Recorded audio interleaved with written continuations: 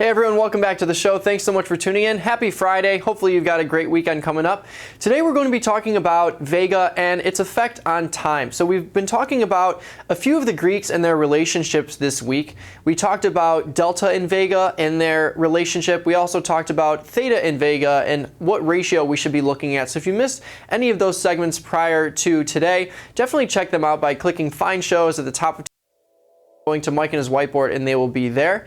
But today we're going to look at why Vega affects longer dated options more, and we're actually going to use Nick, who you just watched a commercial for, as an example in a real world sense and get a feel for why longer dated options are more sensitive to changes in implied volatility and why their options prices will change more drastically than shorter term time frames. So let's break down and we'll start to get a good sense of why Vega affects longer dated options more. So on the very first slide here, we want to just review what happens with an options price when we're talking about Vega and when there's a change in implied volatility. So we've got an example here for May 2016, so just a few months away. And this is a totally It's a very good example, but it's not very realistic in terms of the pricing. So I don't want you to assume that if there's a 1% increase in implied volatility that this option price will double or this one will triple. I just want to give you the sense that there's going to be more Vega exposure as time goes on. So when we've got May of 2016, we've got probably about 45 days to go in that time frame. And let's say we've got an option, we're looking at a long call, and it's worth a various amount, so whatever that amount may be.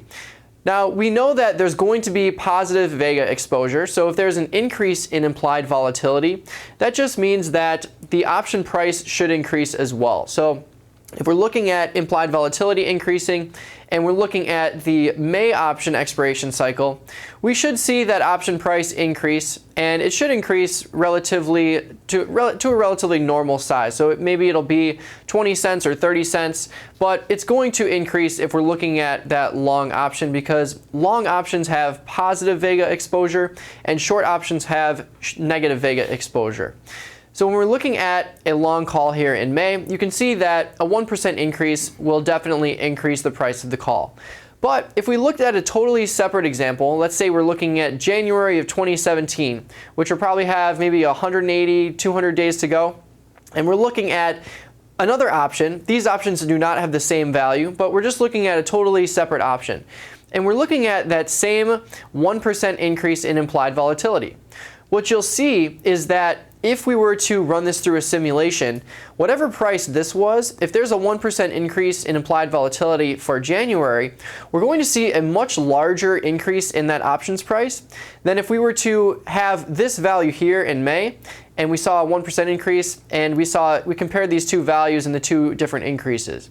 The reasoning for that is because of the fact that there's more time and that longer dated options have that higher Vega value. So when you're actually looking at the Greek value, if you were to pull up SPY or Apple or anything for that matter, if you look at the Vega value of an option in May and you compare that exact same strike, or if you're even looking at the money, to a January option expiration cycle or something that's very far out, you're going to see that Vega value either be double or triple, or it's going to be a lot higher than where that May value is.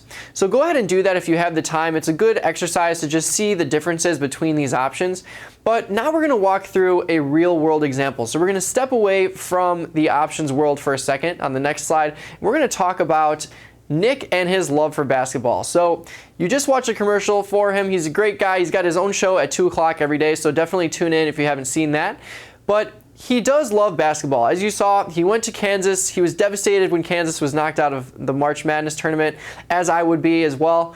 But let's say he wants basketball insurance. So he plays basketball all the time. He's pretty good at it, but he wants to eventually go pro. But right now, let's say that he plays 1 hour a day and he wants to get insurance on any injuries that he might sustain while playing basketball over a period of 1 year.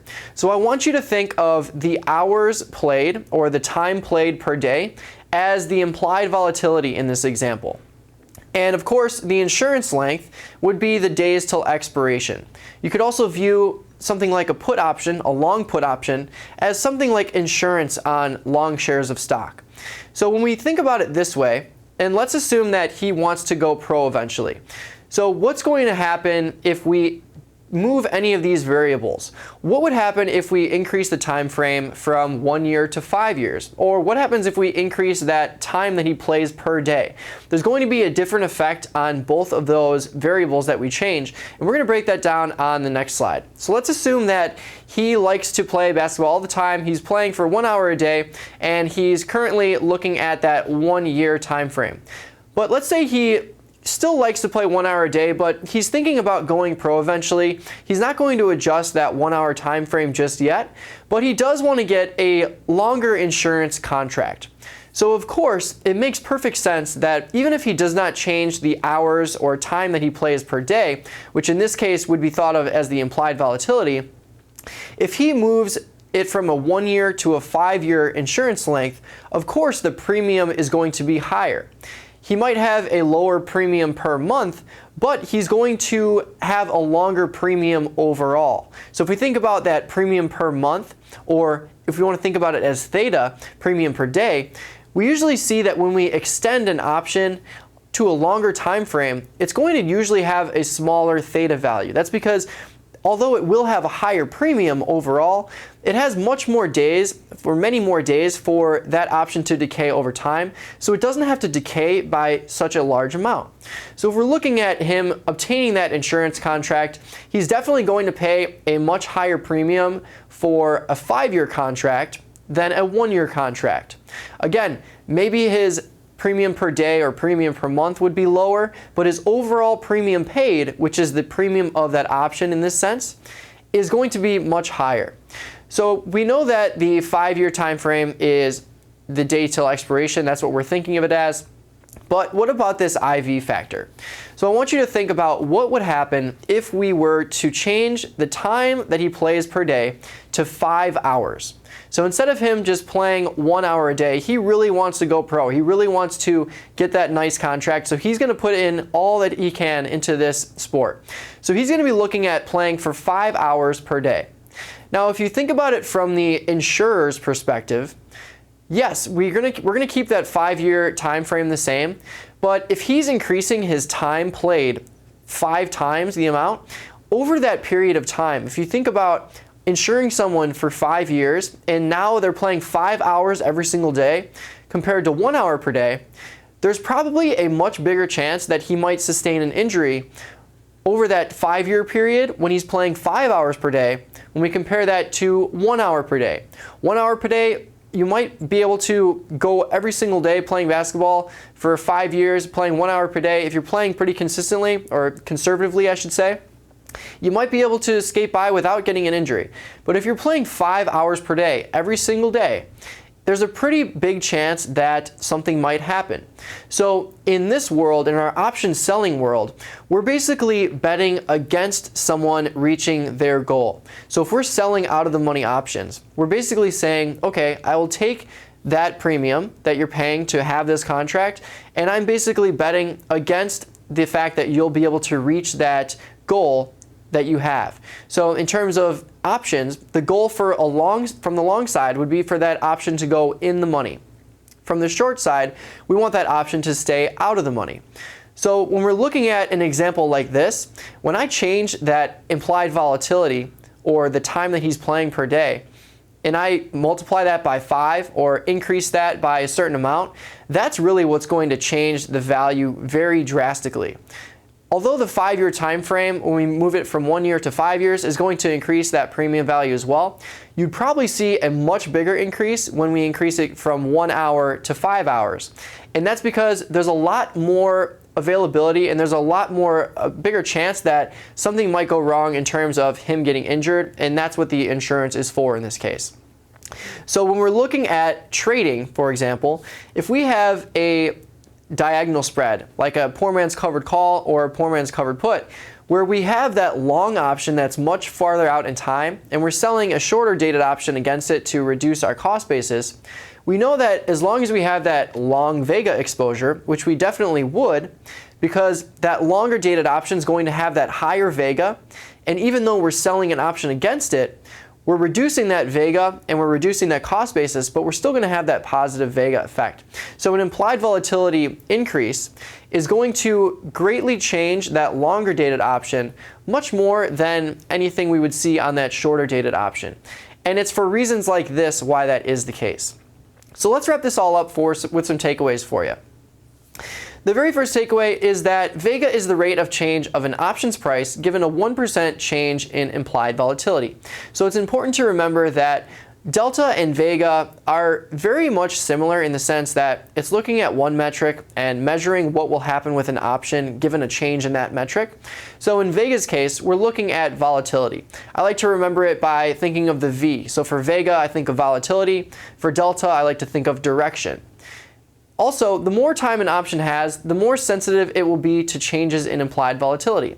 Just like this example, the more time we're giving someone to be correct in the option seller's perspective, when we give them more time to be correct when they're buying that option, the premium is going to be hiked up.